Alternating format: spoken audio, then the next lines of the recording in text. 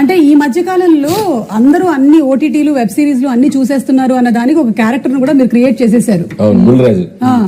So Bulraju గురించి ఆ character ని క్రియేట్ చేయడం వెనకాల జరిగిన స్టోరీ గురించి ఏమైనా చెప్తారా? అంటే యాక్చువల్ గా ఓటీటీ అనేది it's like it's for an entertainment, but at the same time you have to be cautious with the kids. Correct. ఎందుకంటే దాంట్లో ఒక్కొక్కసారి తెలుగు మరి ఇంగ్లీష్ ఫిల్మ్స్ కి బూతులు చాలా ఘోరంగా ఉంటాయి. డబ్ చేసి మీరు గమనించారా లేదు, ఇంగ్లీష్ ఫిల్మ్స్ ని డబ్ చేసి హిందీ ఫిల్మ్స్ ని డబ్ చేసిన బూతులు మరి టు ద కోర్. మనీ హేస్ట్లు.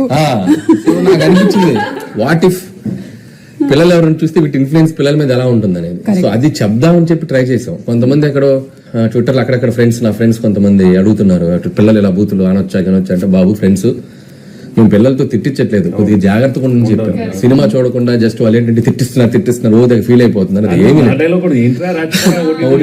సో మనం వీఆర్ టెలింగ్ గుడ్ చిన్న మ్యాటర్ చెప్తాం, ఇలా అవుతారు పిల్లలు అలా చేస్తే అని. ఇప్పుడు స్మోకింగ్ యాడ్ చెప్తున్నాం మనం, సిగరెట్ తాగి చూపిస్తేనే కదా స్మోకింగ్ యాడ్ చేయొద్దు అని చెప్పేది. సో లైక్ దట్ మనం పిల్లోడి చేత 4 ఇలా అనిపించడం వల్ల అమ్మో ఓటీటీలు కొద్దిగా పిల్లల్ని దూరంగా పెట్టాలా, బుల్రాజు గారు అయితే తయారవుతారు అని చెప్పి మనం చెప్పడానికి ఒక చిన్న చేసాం. కానీ థియేటర్ లో అంటే వాడు చెప్పినా కూడా క్యూట్ గా ఉంది, అది ఎక్కడ ఎబ్బెట్టుగా లేదు.